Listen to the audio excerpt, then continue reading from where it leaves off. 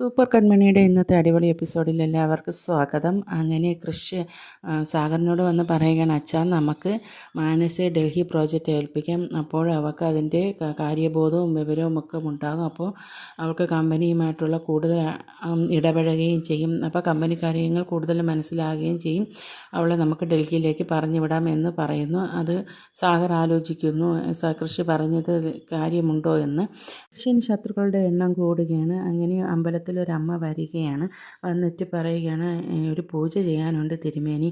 എന്ത് പൂജയാ? ഗണപതി പൂജയാണോ? ഇല്ല, ശത്രു സംഹാര പൂജയാണ് ചെയ്യാനുള്ള. പേരെന്താ?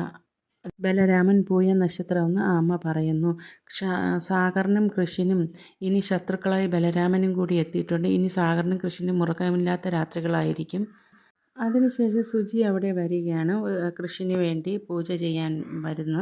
അപ്പോൾ അമ്മയുടെ കൂടെ വന്ന ആ ആളിനെ കണ്ടിട്ട് ചോദിക്കുക, നിങ്ങളെ എവിടെ നമ്മൾ കണ്ടതുപോലെ ഉണ്ടല്ലോ?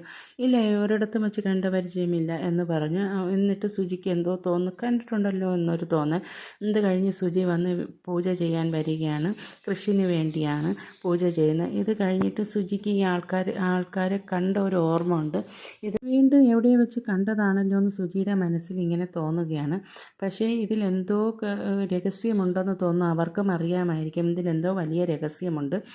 ഇത് കഴിഞ്ഞ് കാണിക്കുന്ന ധനലക്ഷ്മി ആണെങ്കിൽ പൈസയുടെ പേരിൽ കൺമണിയും അച്ഛനെയും ഒരുപാട് വഴക്ക് പറയുന്നു. എല്ലാം കേട്ട് സഹിച്ച് കൺമണി നിൽക്കുന്നു. അതിനുശേഷം കൺമണി പ്രതികരിക്കാൻ തുടങ്ങിയത് കണ്ട് ധനലക്ഷ്മി അന്തം വിട്ടുപോയി. കൺമണി ഇത്രയും പറയുന്നല്ലോ എന്ന്. കൺമണി പറഞ്ഞത് ഇങ്ങനെയാണ്, നിങ്ങൾ പറയുന്നതെല്ലാം കേട്ടുകൊണ്ട് നിൽക്കുന്നത് നിങ്ങളെ കണ്ട് പേടിച്ചിട്ടൊന്നുമല്ല. എൻ്റെ ചേട്ടനെ കണ്ടാണ് എല്ലാം ക്ഷമിക്കുന്നത്. എല്ലാത്തിനും ഒരു പരിധിയുണ്ട്. ഇനി ഞാൻ ഇത് ക്ഷമിക്കൂല എന്ന് പറഞ്ഞ് കൺമണി ഒരുപാട് ധനലക്ഷ്മിയും പറഞ്ഞിട്ട് കൺമണി അവിടെ നിന്ന് ഡയലോഗൊക്കെ പറഞ്ഞിട്ടാണ് കേട്ടോ കൺമണി അവിടെ നിന്ന് പോകുന്നത്. ഇത്രയും ഭാഗങ്ങൾ കാണിച്ചിട്ടാണ് ഇന്നത്തെ എപ്പിസോഡ് അവസാനിക്കുന്നത്. ഈ ചാനൽ ഇഷ്ടപ്പെട്ടാൽ സബ്സ്ക്രൈബ് ചെയ്യാൻ മറക്കല്ല.